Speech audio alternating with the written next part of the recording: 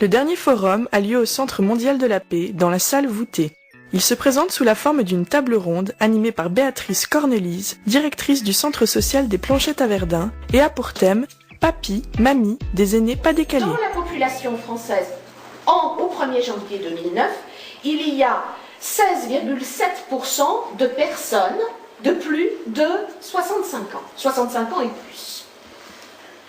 Alors voilà une courbe qui vous montre tout simplement l'évolution du nombre de personnes de plus de 60 ans entre les 50 dernières années. Hein? Alors, en 1950, donc le nombre de personnes, sans se fixer sur des chiffres, c'est tout simplement pour repérer la courbe. Hein? En 1950, voilà, le pourcentage de personnes âgées était ici. Et on s'aperçoit que chaque année, ce chiffre augmente. Au 1er janvier 2008, on va être 21,6% de personnes de plus de 60 ans contre 20,2% 10 ans auparavant. Donc en 10 ans, on a augmenté d'1,4%, ce qui est quand même important. Et par contre, les jeunes de moins de 20 ans sont passés de 26% à 24,9%. Donc on a moins de population jeune. Aujourd'hui, pour 10 personnes qui travaillent, on compte 4 retraités.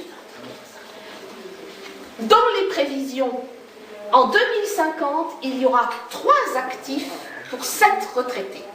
Tout au long des âges, tout au long de notre société qui évolue, il y a donc une considération particulière qui était réservée aux personnes les plus âgées. Et dans les différentes sociétés, les personnes âgées deviennent des chefs respectables, soit des chefs religieux, soit des chefs politiques. Ça fait partie de notre histoire. Alors, partout, dans quelque société que ce soit, les plus âgés sont chargés de la transmission de la mémoire collective et de la fonction éducative, c'est-à-dire qu'ils ont des tas de choses à dire, des tas de choses à raconter, mais en même temps, ils font passer des messages éducatifs. Ce qu'on peut remarquer également, c'est qu'aujourd'hui, les personnes entre 60 et 80 ans aident toutes les générations de la famille.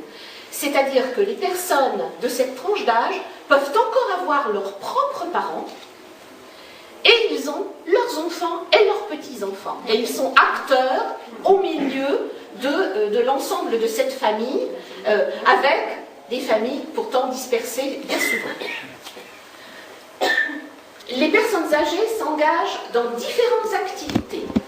Soit la garde ou la surveillance des enfants, des petits-enfants, hein, la prise en charge de parents âgés, des services aux familles, des menus travaux domestiques et les services rendus à la communauté.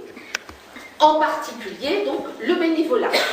Dans beaucoup d'associations, quelles qu'elles soient, on trouve souvent des personnes retraitées et on leur dit « vous avez le temps ». Et on n'en a pas. Et vous n'en avez